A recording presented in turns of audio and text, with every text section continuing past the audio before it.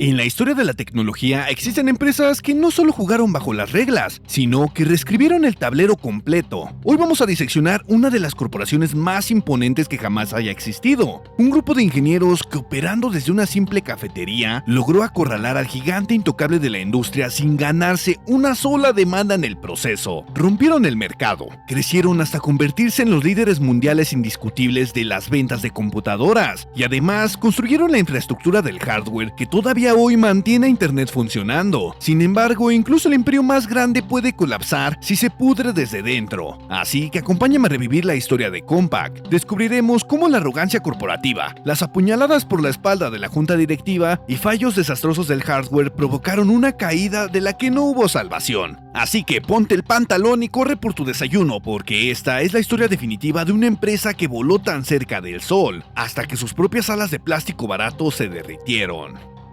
Toda esta historia comienza en el año 1982. Tres ingenieros llamados Rod Canyon, Jim Harris y Bill Murtaugh estaban absolutamente hartos de su trabajo en Texas Instruments. La directiva de esa empresa era como ese jefe anticuado que te pide imprimir hasta los correos electrónicos para leerlos. Y hay que admitirlo, no tenían visión a futuro. Así que estos tres deciden mandar su renuncia al diablo y se reúnen en una cafetería de Houston llamada House of Pies. Y entre pedazos de tarta cargados de colesterol, dibujaron en el reverso de un mantel de papel el boceto de lo que sería su primer computador portátil. Pero había un problema inmenso. En este mismo año, 1982, si querías venderle algo a una empresa, tu equipo tenía que ser compatible con la IBM PC. Y el problema no era este, sino que la BIOS de IBM estaba protegida por derechos de autor, por lo que copiarla directamente era comerte una demanda que te mandaría a la ruina hasta la cuarta generación de tu descendencia. Pero entonces, ¿qué fue lo que hicieron estos genios? Ejecutaron el truco legal más sucio pero brillante de la historia, la ingeniería de habitación limpia, o Clean Room Design. Contrataron a un equipo de programadores que jamás en su vida habían visto el código de IBM, y luego los fundadores, que sí lo habían estudiado, les escribieron un manual detallando únicamente qué información recibía el sistema y qué resultados debía dar, y sin incluir una sola línea de código original. Los programadores crearon una BIOS desde cero que hacía exactamente lo mismo, pero con instrucciones algo nuevas. Cuando los abogados de IBM llegaron babeando para demandarlos, Compaq les enseñó el proceso. Era 100% legal. Les habían clonado el cerebro sin siquiera tocarles el cráneo. Y para financiar esta locura consiguieron el dinero de Ben Rosen, un inversionista de riesgo. Y grábate el nombre de Ben Rosen en la cabeza, porque este señor va a ser el Judas de nuestra historia más adelante. Por lo que en marzo de 1983 llegaron al mercado con la Compaq portable. Y le decían portátil porque tenía un asa, pero pesaba 13 kilos y costaba casi $3,000 de la época. Pero transportar esta caja fuerte era el equivalente a pagar una suscripción en el gimnasio. Pero a pesar de eso se vendió como absoluto pan caliente.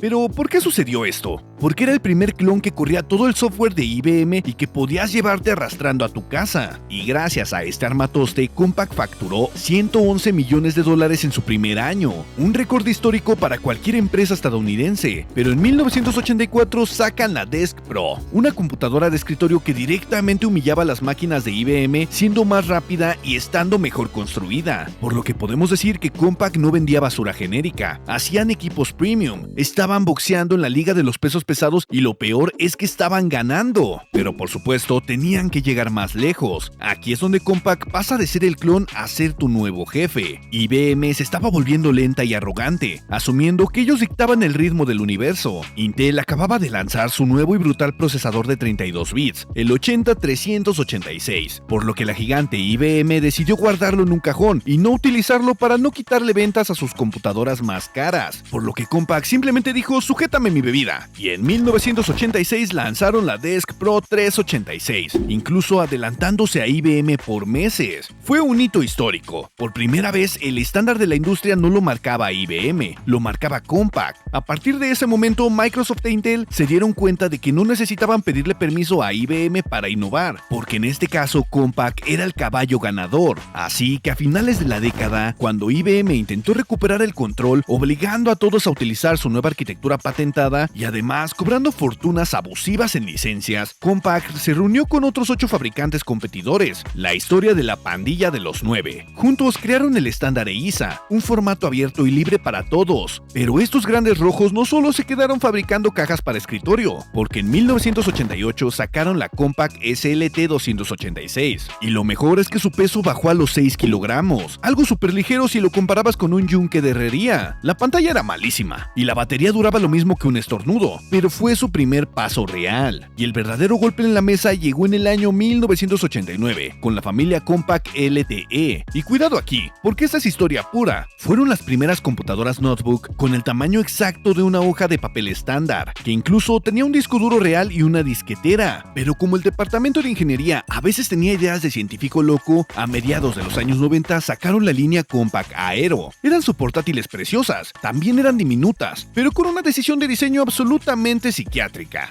Porque eran sus portátiles diminutas cuando el resto de la industria todavía confundía portátil con objeto contundente. Y para lograr esta hazaña, Compaq sacrificó casi todo. Pantalla pequeña, teclado comprimido, sin unidad de disquete integrada y una obsesión enfermiza por ahorrar espacio. Y eran tan compactas que parecían una laptop que alguien había lavado con agua caliente. Lo absurdo es que años después toda la industria terminaría copiando exactamente la misma idea. Los márgenes de ganancia comenzaron a caer porque aparecieron nuevos rivales como Dell y Gateway en el año 2000. Estas empresas vendían por correo directo, fabricando computadoras mucho más baratas con materiales cuestionables. Entonces Rod Canyon, el fundador original, era un purista. Él decía: nosotros fabricamos calidad premium, no vamos a abaratar nuestros componentes para pelear con Dell. Y aquí es donde entra de nuevo Ben Rosen, el inversionista inicial que ahora presidía la junta directiva. A Rosen le importaba un rábano el amor por la ingeniería, él quería ver los dineros. Rosen organizó reuniones secretas a espaldas del fundador, y en octubre del año 1991, tras una reunión de 14 horas, la junta directiva ejecutó a sangre fría a Rod Canyon, despidiéndolo de la compañía que él mismo había creado, y en su lugar pusieron a Eckhard Pfeiffer, un ejecutivo alemán con cara de villano de James Bond, cuya única misión era cortar cabezas, reducir costos y vender computadoras por millones. Y pues sí, Pfeiffer hizo exactamente lo que le pidieron. Le quitó el dinero a la investigación pura y lo metió para crear productos masivos y rentables. Entonces, en 1993, lanzó la línea Compaq Presario. Eran computadoras para el ciudadano de pie. Se vendían en los supermercados al lado de los cereales y del papel de baño. No tenían piezas premium, pero traían un módem para conectarte a esa novedad llamada Internet. Y lo mejor es que fue un bombazo. Se vendieron como locas. Y para el año 1994, Compaq superó nuevamente a IBM y se convirtió en el fabricante número 1 del planeta. En paralelo, aplastaron al mercado empresarial con la línea de servidores ProLiant, que por cierto fue un éxito rotundo gracias a su robustez. Pfeiffer parecía un dios intocable, pero el ego corporativo es un animal bastante peligroso,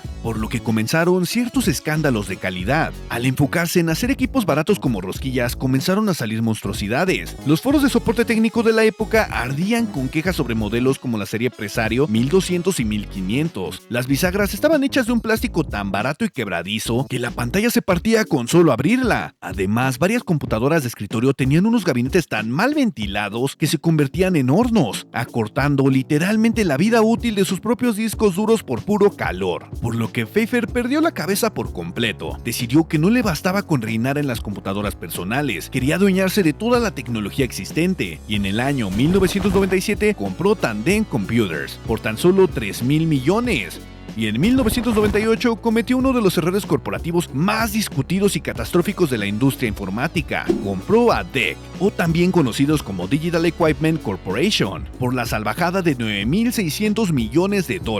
Y seamos justos, DEC no era basura, eran verdaderos monstruos de la ingeniería. Tenían el procesador Alpha, que en 1998 era de lejos el chip de 64 bits más avanzado y rápido del mercado. Su sistema operativo True64 Unix era respetadísimo por los ingenieros, y sus servidores de alto rendimiento eran impecables. Pero eso tenía un problema. Sus culturas de trabajo eran como mezclar agua y aceite. Fue un infierno corporativo intentar fusionar a miles de empleados redundantes y productos que competían entre sí, porque mientras Compaq estaba distraído tratando de tragarse a ese gigante, Dell los pasó por la derecha vendiendo equipos baratos por internet. Y para el colmo, el chisme en los pasillos era que a Pfeiffer no le importaba nada los problemas internos. Prefería gastar el dinero de la empresa organizando conciertos privados asociados con Sting para alimentar su ego. Pero el peor disparo en el pie vino justo después. Compaq tenía la tecnología Alpha, que superaba casi a todo lo que existía. ¿Y qué fue lo que le hicieron? Decidieron terminar con la vida de Alpha y apostaron todo su futuro a la nueva promesa de Intel, el famoso, excelente y veloz procesador Itanium. Sí, fue un éxito.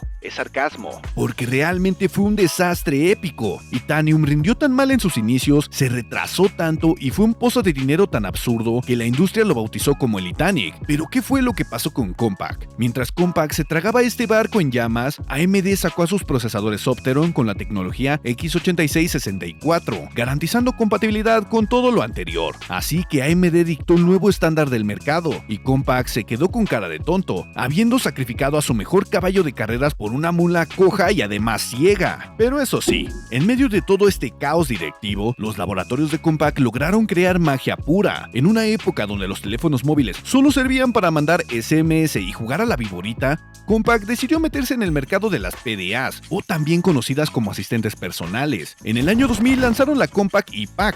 Era una nave espacial de bolsillo. Mientras la competencia hacía aparatos de plástico gris y aburridos, la iPAQ tenía un cuerpo de metal pulido, una pantalla color espectacular y además corría Windows. Y fue un éxito tan absurdo que la gente pagaba un sobreprecio en la reventa para poder revisar un Excel desde el baño. La iPAQ fue el abuelo directo de los smartphones modernos. Si los directivos no hubieran quemado el dinero de la compañía en malas compras, esta división habría podido competir realmente con los iPhones años después. Pero seamos honestos, la realidad mandaba. Las acciones de Compaq perdieron la mitad de su valor y las ganancias desaparecieron. ¿Y quién sale de las sombras? Efectivamente Ben Rosen, su verdugo. Y el mismo tipo que despidió al fundador en el año 1991, orquesta otro motín en abril del 99 y echa a Eckhard Pfeiffer a la calle. En su lugar pusieron a Michael Capellas, un tipo al que le entregaron un barco que no es que tuviera agujeros, es que directamente no tenía fondo. Intentó arreglar el desastre, pero el daño ya estaba hecho y además era irreparable, por lo que llegamos al año 2001. Estalla la crisis de las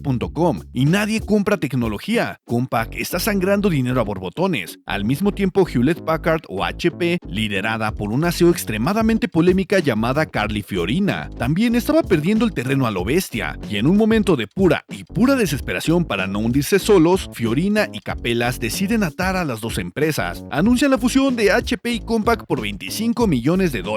Y si soy sincero contigo, esto fue un circo mediático y una guerra sucia de proporciones épicas. Walter Hewlett, el hijo del fundador de HP, se opuso con uñas y dientes, pero hubo filtraciones de documentos, demandas y acusaciones públicas de compra de votos. Fue una batalla campal de trajes y corbatas. Al final, Fiorina ganó la votación por los pelos. La fusión se hizo oficial en el año 2002 y entonces Compaq dejó de existir como empresa independiente. Pero tras la compra, HP se quedó con el activo más valioso, la joya de la corona, los servidores ProLiant, los cuales fueron integrados a su propia línea. ¿Pero qué hicieron con las computadoras personales de Compaq? Las convirtieron en su marca blanca y barata. Si tenías un buen presupuesto te comprabas una HP, y si andabas corto de dinero te vendían una Compaq, por lo que durante una década la marca se volvió sinónimo de mediocridad, y fue en esta época donde salieron los infames abortos tecnológicos como las laptop Compaq Presario CQ50 y CQ60. Estas máquinas tenían un problema de diseño térmico imperdonable. El calor de los chips Nvidia no lograba salir y la consecuencia térmica era fatal. Por pura fatiga térmica, las uniones de soldaduras o el VGA terminaban agrietándose. Esto causaba el legendario fallo de pantalla negra donde la computadora encendía, pero a veces la pantalla se quedaba muerta para siempre. Hubo demandas masivas y miles de clientes enfurecidos.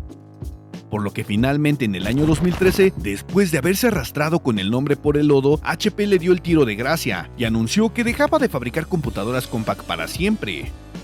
Pero en el mundo de los negocios nada muere del todo. Si se le puede sacar unos centavos extra, se puede. Entonces, en el año 2015, algún ejecutivo de HP se dio cuenta de que la marca todavía sonaba conocida en varios países. Así que alquilaron el nombre. Le dieron los derechos a empresas como el grupo Newsan en Argentina y también a Ossify Industries en la India. De repente, la gente comenzó a ver Smart TVs, audífonos baratos de $15 y relojes de plástico en los supermercados bajo la marca de Compaq. Eran aparatos fabricados por empresas genéricas que no tienen absolutamente absolutamente nada que ver con aquellos ingenieros de Houston en los años 80. Pero hoy, el nombre que revolucionó la industria es solo una estampa que le pegan a electrodomésticos de dudosa calidad, apostando a la nostalgia de los consumidores mayores. Pero cuando la historia llega a su fin, es fácil juzgar a una empresa únicamente por sus fracasos finales. Es fácil quedarse con el recuerdo de las laptops quemadas, las decisiones absurdas de los directivos, o ese final deprimente donde terminaron reducidos a una etiqueta pegada en televisores baratos. Pero si miramos el panorama completo con justicia,